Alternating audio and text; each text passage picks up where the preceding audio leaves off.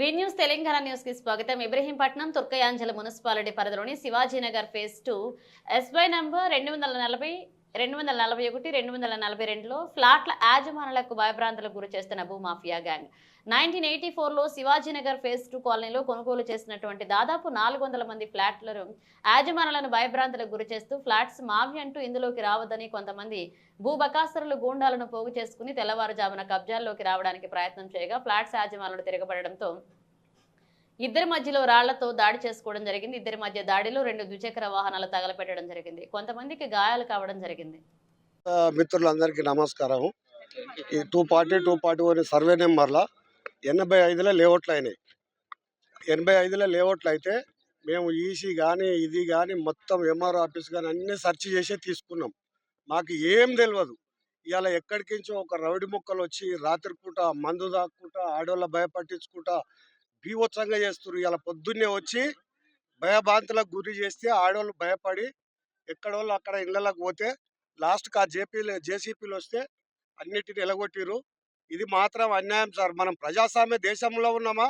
పాకిస్తాన్ కూడా నయం మనకంటే. మా 60 ఎకరాలకు మేము పాకిస్తాన్లో ఉన్నామని భయంతో బతుకుతున్నాం. ఇది ఖచ్చితంగా ఇది సీఎం దృష్టికి పోవాలి, రెవెన్యూ మినిస్టర్ దృష్టికి పోవాలి. దీన్ని అందరు రిజిస్టర్ చేయాలి. మాకు ప్రతిపక్షాలు కూడా సపోర్ట్ చేయాలి. అందరు రావాలి. దీని సంగతి ఏందో చూడాలి. 84లో ప్లాట్లు కొనుక్కొని ఇండ్లు కట్టుకున్నాము. ఇండ్లు కట్టుకొని ఇక్కడ ఉంటుంటే అందరం దగ్గర 300 మంది దాకా ఇప్పుడు ఇండ్లు అయినాయి. ఇంకా కొన్ని ప్లాట్లు ఉన్నాయి. అందరు ఈ సంవత్సరం ఇండ్లు కట్టుకొని ఒకరొకరు మున్సిపాలిటీ పర్మిషన్లు తెచ్చుకొని ఇండ్లు కట్టుకుందాం అనే వరకు, ఇక్కడ భూములు రేట్లు పెరిగే వరకు గుండాలకు ఇక్కడ కన్నుబడి మమ్మల్ని భయభ్రాంతులకు గురి చేసుకుంటారు. రోజుకు 100-200 మందిని తీసుకొచ్చి ఇవాళ దగ్గర 1000 మందిని తీసుకొచ్చి మమ్మల్ని చాలా ఇబ్బంది పెడుతున్నారు సార్. ఆడోళ్ళను ఎవరిని ఇంట్లో ఉండనిస్తలేరు. చాలా బాధపడుతున్నాము.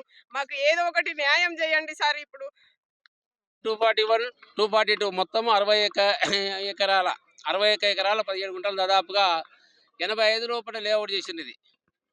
ఇది శివాజీనగర్ ఫేజ్ 2 అని ఒక హరికిషన్ రెడ్డి 5 ఎకరాలు, శ్రీధర్ రెడ్డి రమేష్ రెడ్డి 10 ఎకరాలు 7 గుంటలు, శ్రీశైలం పోచే 5 ఎకరాలు, ఈ పక్క ఇది 240 అన్నపూర్ణ ఇన్నయ్య కాలనీ ఆ పక్క మొత్తం కలిపితే 60 ఎకరాలు. ఇది 85కి వెళ్ళి ఇది జీపీఏ చేసిండ్రు. ఆ రమేష్ రెడ్డి, శ్రీధర్ రెడ్డి, హరికిషన్ రెడ్డికి ఇవన్నీ కూడా కొన్నారు. మేము కూడా ఈ మధ్యన రీసెంట్గా 23లో ఒక ప్లాట్ కొన్నాం.